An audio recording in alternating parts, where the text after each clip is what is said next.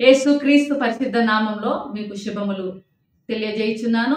ఈ యొక్క ఉదయకాల సమయంలో సమూయేలు 2వ గ్రంథము 2వ అధ్యాయము 1వ వచనము చదువుకుందాము.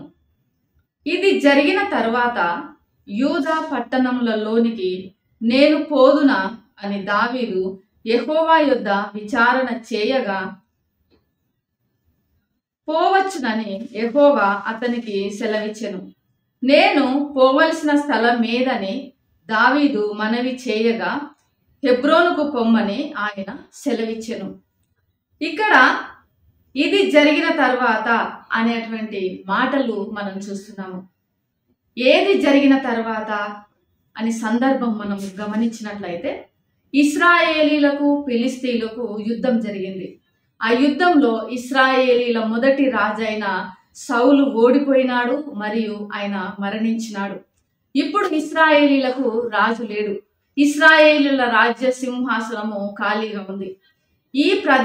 ఇలాంటి పరిస్థితుల్లో మరి దావీదు దేవుని యొద్ద 2 ప్రశ్నలు అడుగుచున్నాడు. అనగా దేవుని సన్నిధికి వచ్చి ఆయన యొక్క సన్నిధిలో మరి దేవుని యొద్ద విచారణ చేయుచున్నాడు.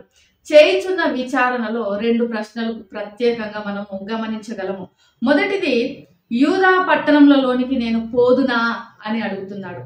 యూదా పట్టణంలోనికి నేను పోదునా అంటే మరి ఎక్కడున్నాడు ఆయన? ఆయన యూదా పట్టణంలో లేడా? ఇశ్రాయేలు దేశంలో లేడా అని అనుకుంటే ఆయన లేడు. ఇతను సౌలు చేత తరుమబడి ప్రాణ రక్షణ కొరకు మరి ఆయన పారిపోతున్న రోజులలో ఇతను మరి దావీదు ఫిలిస్తీన్ల దేశంలోని సిక్లకు అనేటువంటి పట్టణంలో నివాసం చేస్తున్నాడు. మరి ఇంకా సిక్లగ్లోనే ఆయన ఉన్నాడు. కాబట్టి ఆయనకు మరి సమాచారం అందినది. వారికి జరిగిన యుద్ధంలో, ఇశ్రాయేలులకు ఫిలిస్తీన్లకు జరిగిన యుద్ధంలో సౌలు ఓడిపోయాడు, తన కుమారులతో సహా ఆయన మరణించాడు. ఇశ్రాయేలులకు ఇప్పుడు రాజు లేడు, సింహాసనం ఖాళీగా ఉన్నది అని. కానీ ఆయనకు అర్థమైంది తనకు సమయము ఆసన్నమైనది, మరి ఇశ్రాయేలు రాజుగా మరి ఆయన ఏలటానికి అని. ఎందుకు అంటే 15-20 సంవత్సరాల క్రిందనే తన చిన్నతనంలోనే మరి ఆయన సమూయేలు చేత అభిషేకించబడినాడు.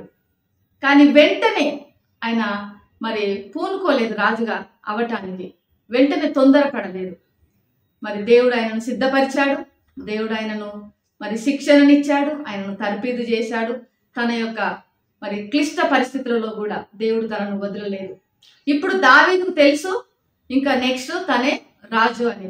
కానీ వెంటనే నేను అభిషేకించబడినాను, మరి నాకు అభిషేకం ఉన్నది, దేవుడు నన్ను ఎన్నుకున్నాడు, నేను వెంటనే మరి ఇప్పుడు ఖాళీగా ఉంది సింహాసనము, నన్ను తరుముతున్నటువంటి నా శత్రువైనటువంటి సౌలు మరణించాడు అని ఆయన వెంటనే మరి కార్యాచరణలోనికి వెళ్ళలేదు. దేవుణ్ణి ఆయన ఆశ్రయించాడు, దేవుణ్ణి ఆయన ప్రార్థిస్తున్నాడు. నేను ఇప్పుడు వెళ్ళాలా, ఇది సరి అయిన సమయమేనా అని దేవుణ్ణి అడిగినప్పుడు దేవుడు ఎంత గొప్ప దేవుడు అంటే మరి వెంటనే జవాబిచ్చాడు. తడవు చేయలేదు, వెళ్ళు అంటున్నాడు.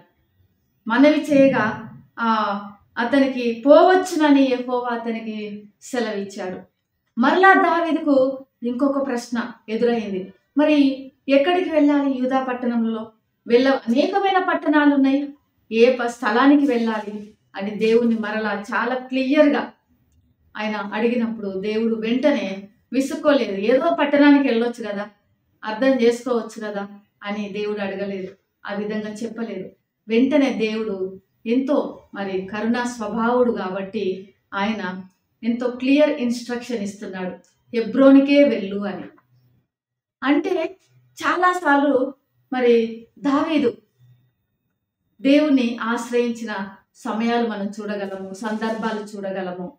ఆయన ఏ పరిస్థితుల్లో ఉన్నప్పటికీ దేవుణ్ణి ఎప్పుడు కూడా ఆయన విడిచిన పరిస్థితి, సందర్భం లేదు.